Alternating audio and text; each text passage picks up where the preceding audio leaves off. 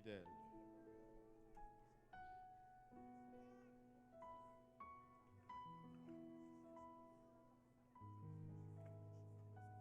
Bon. Alléluia. Alléluia. C'est Maman Kouassi, José. On présente Balima Samuel aujourd'hui au Seigneur. Et avant toute chose, j'aimerais juste souligner ceci. Comme vous allez le constater, nous n'allons pas baptiser cet enfant aujourd'hui. Amen. Je me rappelle, il y a quelqu'un qui a approché le pasteur Jean-Yves à l'église de Laval il y a quelque temps, une semaine ou quelque chose comme ça. Il dit, j'ai mes enfants, je voudrais les amener pour que tu les baptises. Pasteur Jean-Yves a dit, oui, amène-le. Mais il a dit, on ne va pas le baptiser. Amen. Parce qu'il y a deux choses qui sont requises avant le baptême. Premièrement, si nous regardons dans l'histoire de l'Église, l'Église de Dieu n'avait pas cette coutume de baptiser les enfants. Et nous non plus, nous n'avons pas la coutume de baptiser les enfants. Mais il y a deux choses qui sont requises avant un baptême. La première des choses, c'est la croyance. On peut prendre le temps de prêcher avec toute intensité aujourd'hui. Mais Samuel, aujourd'hui, ne pourra pas croire parce qu'il n'a pas cette faculté de croire. Car la Bible nous dit dans le livre de Marc 16, 15, 16 que aller prêcher la bonne nouvelle à toute créature, c'est lui qui croit et qui se fait baptiser sera sauvé. Donc, nous ne pouvons pas obtenir la croyance de Samuel aujourd'hui. Donc, nous n'allons pas le baptiser pour cela. Il y a une autre chose qui est requise avant le baptême, c'est la repentance. La Bible nous dit dans le livre de Actes 2, chapitre 38, « Repentez-vous et que chacun de vous soit baptisé au nom de Jésus-Christ pour le pardon de vos péchés et vous recevrez le don du Saint-Esprit. » Et peu importe, on peut lui prêcher l'Apocalypse, la fin de temps, l'enlèvement et toutes ces choses, mais il ne va pas se repentir parce qu'il n'a pas encore cette faculté. Mais toutefois, nous pouvons le présenter en dédicace au Seigneur, à l'exemple de Anne dans l'Ancien Testament et à l'exemple de Marie dans le Nouveau Testament. Quand ils ont eu leurs enfants, ils sont allés au temple pour les présenter en dédicace au Seigneur. Ainsi, c'est notre privilège et notre honneur aujourd'hui d'amener à nul autre Samuel comme Anne en dédicace devant le Seigneur aujourd'hui. Maintenant, je voudrais également souligner qu'aucun enfant n'est né par accident. Amen.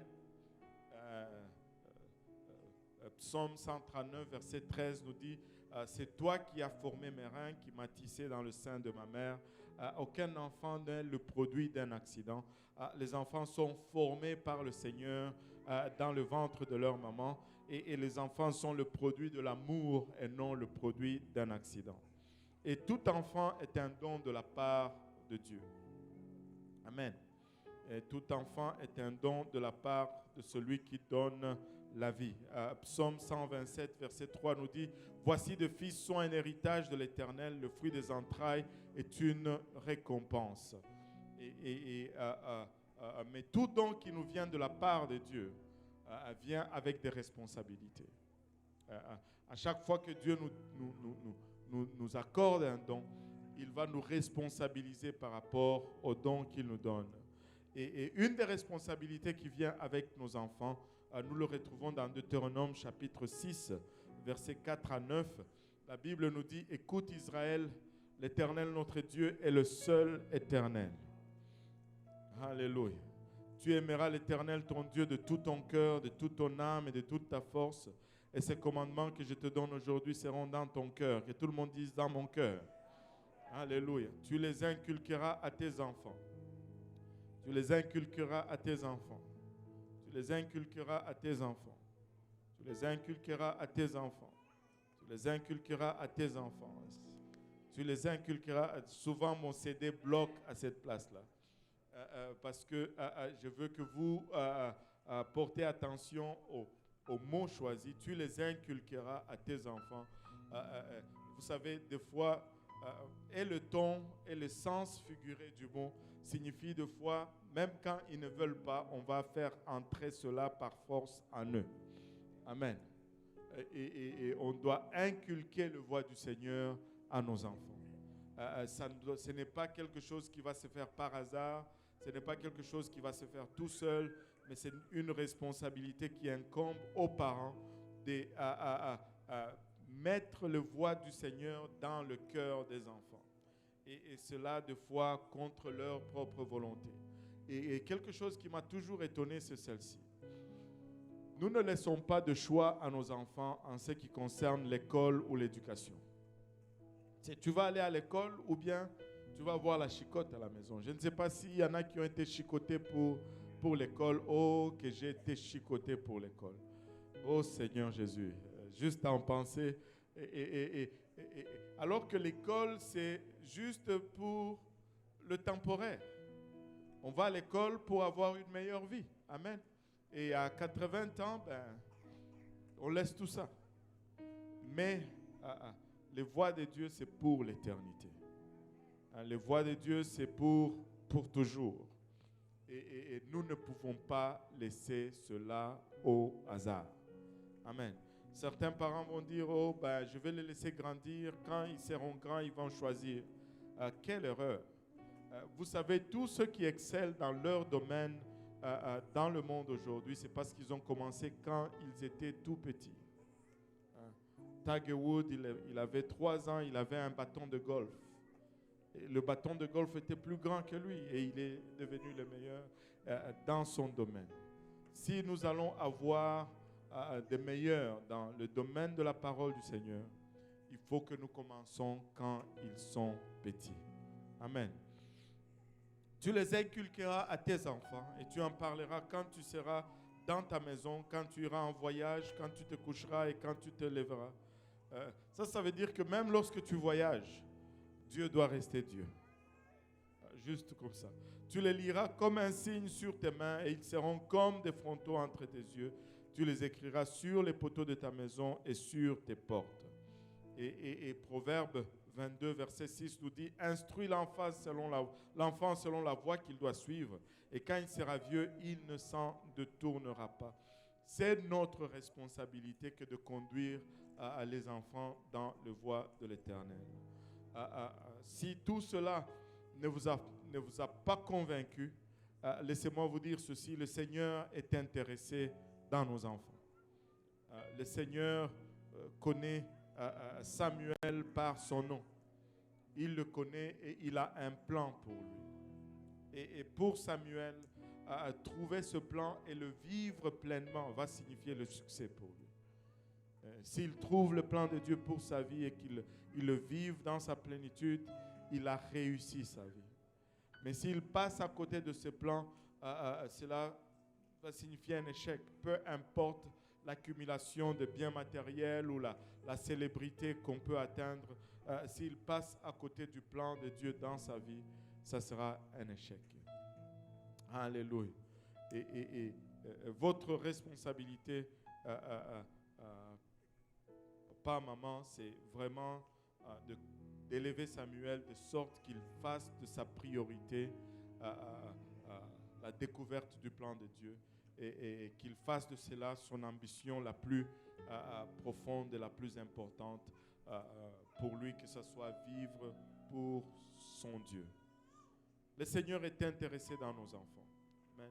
Si on peut s'élever, si la congrégation peut s'élever pour la lecture de ce dernier passage, Matthieu 19, 13 et 14, la Bible nous dit « Alors on lui amena des petits enfants, afin qu'il leur imposa les mains et pria pour eux. Mais les disciples les repoussèrent. Et Jésus dit, laissez les petits enfants et ne les empêchez pas de venir à moi, car le royaume des cieux est pour ceux qui leur ressemblent. » Et les adultes étaient autour de Jésus-Christ. Ils étaient autour du Seigneur et ils pensaient que le Seigneur était très occupé avec leurs préoccupations. Que les enfants, leurs problèmes ne sont pas importants. Et ils ont commencé à empêcher les petits enfants d'aller au Seigneur. Et le Seigneur dit non, non, non, non. Ne les empêchez pas de venir à moi. Et au fait, vous-même, si vous voulez entrer dans mon royaume, il faut que vous soyez comme eux. Le Seigneur est intéressé dans nos enfants. Et certes, les parents désirent la bénédiction de Dieu sur leurs enfants et c'est très louable. Et c'est pourquoi il les amène à la maison du Seigneur pour les dédicacer et les présenter au Seigneur. Mais le canal que Dieu va utiliser pour bénir les enfants, ce sont les parents. Et la façon de bénir Samuel va être de bénir ses parents afin que Samuel puisse jouir de ces bénédictions. Alors il est impératif que les parents ajustent leur vie de sorte que ils soient en ligne avec la parole de Dieu et qu'ils ne soient pas une entrave aux bénédictions que Dieu veut envoyer sur l'enfant. Amen. Alléluia. Allez-vous vous engager à élever Samuel dans les voies du Seigneur? Alléluia. Alors, nous allons le présenter en dédicace. C'est un privilège pour nous que de le présenter en dédicace au Seigneur.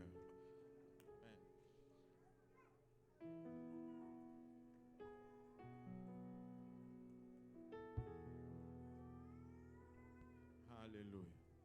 Gloire au nom de Jésus.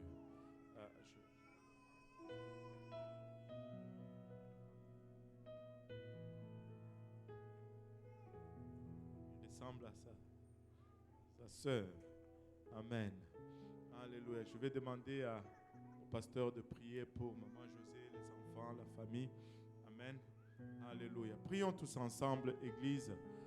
C'est encore un privilège pour nous que de tenir une autre vie dans nos mains. Papa, nous te sommes infiniment reconnaissants, Seigneur, pour ce privilège. Papa, merci pour Samuel aujourd'hui que nous tenons dans nos bras, Papa. Alors que nous contemplons, Papa, cette vie fragile, nous ne pouvons pas être empêchés que d'être émerveillés, Seigneur, par ta grandeur, Seigneur, réalisant que dans cette vie fragile, Papa, est renfermé tout le potentiel, Papa, d'un être accompli, Papa, et apte, Papa, il abachat à te servir, Seigneur.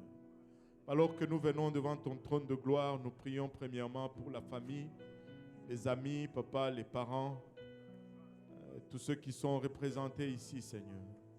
Que tu nous aides, Seigneur, Papa, que nous puissions aligner nos vies avec ta parole, Seigneur. Papa, que nous puissions mener une vie consacrée, Papa, afin de servir d'exemple à Samuel, Seigneur. Que nos maisons soient des endroits, Papa, où ton nom est considéré avec beaucoup d'estime, Seigneur. Où des cantiques qu'on y entend, ce sont des cantiques en ton honneur et en ta louange, Seigneur Jésus. Que cela soit un cadre, Papa, propice pour la croissance de Samuel. Papa, il est trop jeune pour comprendre les choses spirituelles, Seigneur.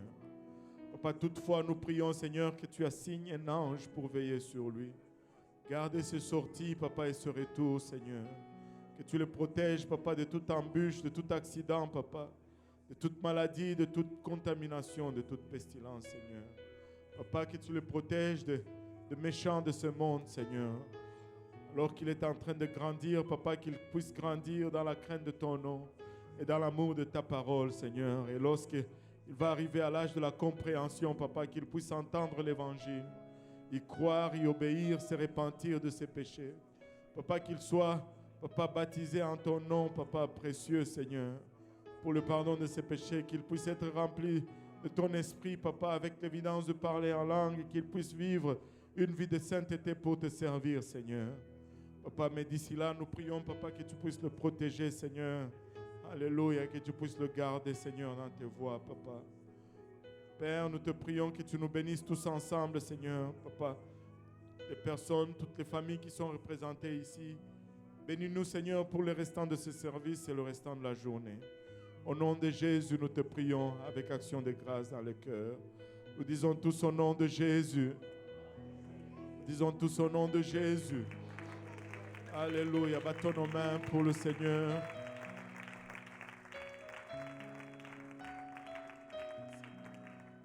Alléluia. Il a fait ça comme un vrai homme. Il est resté endormi tout le long. Ça me rappelle Adam.